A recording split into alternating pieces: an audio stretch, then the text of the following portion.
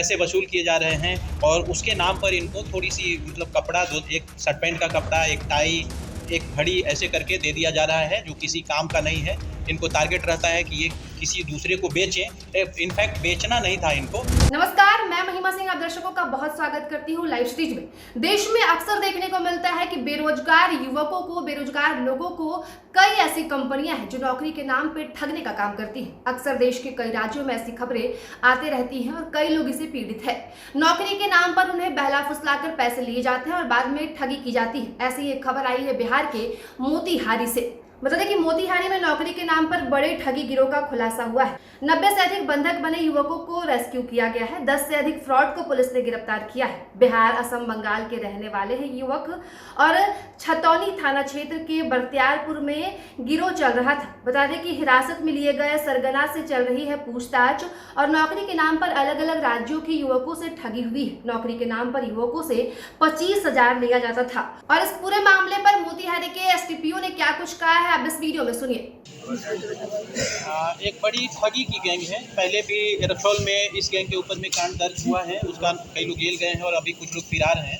उन्हीं लोगों के द्वारा पुनः नए कंपनी के नाम पर लोगों को ठगी करने का प्लान बनाया जा रहा है और ठगी किया ही जा रहा है। बल्कि इसमें जितने लोग हैं सारा ज़्यादातर 90% लोग ये वेस्ट बंगाल के, मालदा डिस्ट्रिक्ट के, कुछ बिहार डिस्ट्रिक्ट के हैं, कुछ असम के हैं, कुछ झारखंड और जो मालदा का जो बॉर्डरिंग इलाका है उधर के लोग हैं। बिहार के एक है कटिहार का लड़का और बाकी सब लोग दूसरे स्टेट के हैं। ज़्यादातर लोग निहायत गरीब हैं, कम पढ़े लिखे लोग हैं और इनको जो है नेटवर्किंग के नाम पर यहाँ लाया जाता है। इनसे किसी से 12,000, किसी से 17,000, किसी से 25,000 पैसे वसूल किए जा रहे हैं और उसके नाम पर इनको थोड़ी सी मतलब कपड़ा, दो एक शर्ट पैंट का कपड़ा, एक टाई, एक घड़ी ऐसे करके दे दिया जा रहा है जो किसी काम का नहीं है। इनको टारगेट रहता है कि ये किसी दूसरे को बेचें, इनफैक्ट बेचना नहीं था इनको, किसी दूसरे को उसमें जोड़ना था और उसे भी 25,000 लेना था।